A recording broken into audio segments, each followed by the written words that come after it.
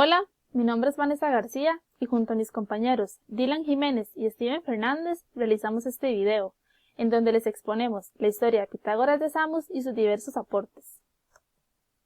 Pitágoras de Samos fue un matemático y filósofo nacido en Samos, Jonia. No se conoce con exactitud cuál es el año de su nacimiento, pero se expone que este se ubica entre el año 582 y 570 a.C. Su padre fue un comerciante de nombre Anesarco y su madre fue Pitia. Debido a la profesión de su padre, ellos se encontraban en constante movimiento.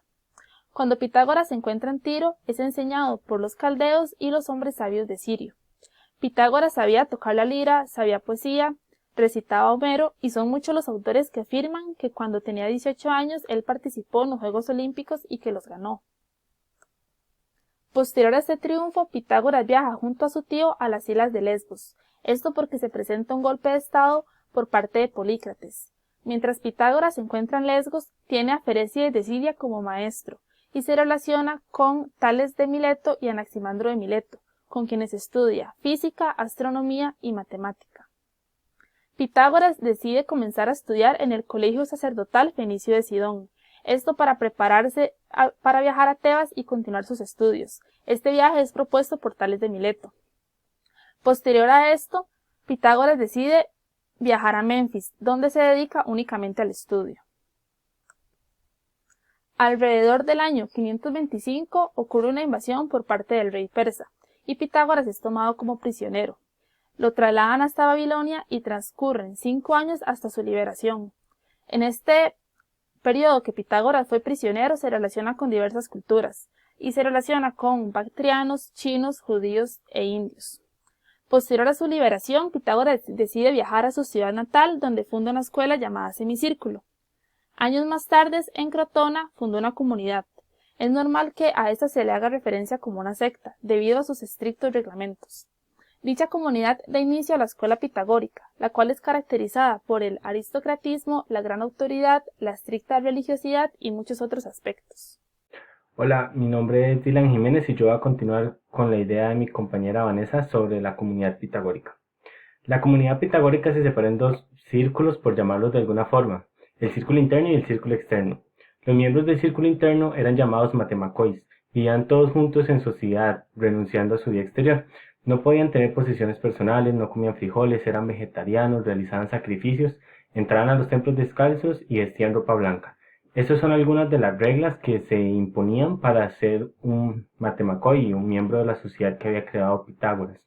Para ser un matemakoi no había distinción de género, y la regla más importante es que debían mantener un voto de silencio. Todos los descubrimientos que hacían debían mantenerse en la sociedad o en el círculo interno. Luego se presenta el otro círculo, que es el círculo externo, los llamados acusmáticos. Este no es tan estricto, ya que podían vivir en sus propias casas, tenían posesiones, no tenían restricciones en cuanto a alimentación, e iban de vez en cuando para hablar sobre los descubrimientos que habían hecho los matemakois. Ahora, sobre las áreas de estudio de la escuela pitagórica. Esta escuela trabajó en 4 áreas, las cuales eran la astronomía, la música, la filosofía y la matemática. Se menciona que la matemática la trabajaban también pues en 4 áreas, las cuales eran los números absolutos o la aritmética, los números aplicados, que era la música, la estática, que era la geometría, y la dinámica, que hace referencia a la astronomía. Tomando en cuenta lo anterior, podemos ver que los aportes realizados tanto a la música como a la astronomía eran aportes matemáticos meramente. Sobre los aportes se pueden mencionar aportes hechos por esta escuela, por ejemplo, que las cuerdas vibrantes de un instrumento emiten tonos armónicos y las proporciones de las longitudes de dichas cuerdas son números enteros, y además hicieron algunos otros aportes a la teoría de la música. Se expone que los números pueden ser triangulares, cuadrados o rectangulares. Se prueba que la suma de los ángulos internos de un triángulo es 180 grados. Se realizó una clasificación de los números en pares e impares, y se definió la media aritmética y la media geométrica de dos números, como la suma de ambos dividido entre 2 para la media aritmética y la raíz cuadrada del producto de ambos números para la media geométrica. Se considera que Pitágoras es el fundador de la tradición matemática griega y que sus aportes dan las bases a los estudios de la Academia de Platón, y para Euclides representaron las bases para un modelo geométrico en su libro de elementos. Mi nombre es Steven Fernández y vamos a hablar de las matemáticas griegas. Los aspectos fundamentales que caracterizan estas matemáticas son la organización deductiva, la orientación geométrica, la consideración de ciencia liberal y desinteresada y la vinculación estrecha de la matemática con la filosofía. Pitágoras y los pitagóricos aportan en dos de estos aspectos. En la organización deductiva, la cual tenía el propósito de un rigor impecable dentro de las matemáticas, y hablamos también de la orientación geométrica, la cual es una de las consecuencias de la crisis provocada por la aparición de los números inconmensurables. Esta crisis provoca que se asenten las bases para la geometrización de los objetos matemáticos en esa época.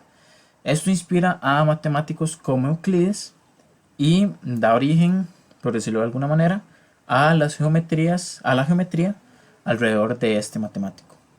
El principal aporte de los pitagóricos es el teorema de Pitágoras, el cual nos dice que en un triángulo rectángulo el cuadrado de la hipotenusa es igual a la suma del cuadrado de los catetos. Este teorema ya era conocido y utilizado en civilizaciones como la egipcia y la babilónica, pero se dice que el principal aporte de los pitagóricos fue realizar su propia demostración.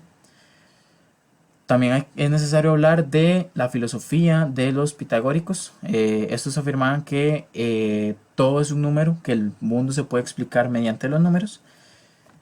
Y esta premisa se cae al averiguar la hipotenusa de un triángulo rectángulo con la medida de los catetos igual a 1, la cual da raíz de 2. Este número podía ser trazado pero no medido. Esto provoca que los números dejaran de explicar todo para los pitagóricos. Aquí es donde surge una crisis dentro de la comunidad. Pero a su vez, este teorema de Pitágoras ayuda a descubrir los números irracionales en esa época. Pitágoras muere alrededor del año 475 a.C. No se conoce ninguno de sus libros o sus escritos, o de los pitagóricos, debido a las reglas de la comunidad de un voto de silencio dentro de ese círculo. Sin embargo, uno de los primeros que rompe ese silencio es Hipaso de Metaponto, el cual fue el que reveló la existencia del dodecaedro como un sólido regular y además la existencia de números inconmensurables. Por las persecuciones que hubieron en la época hacia los pitagóricos, estos desvanecen poco a poco este voto de silencio y asignan a ciertos sujetos para que puedan esparcir los conocimientos de este grupo. Y por último, esta sería la bibliografía. Y eso sería todo. Muchas gracias.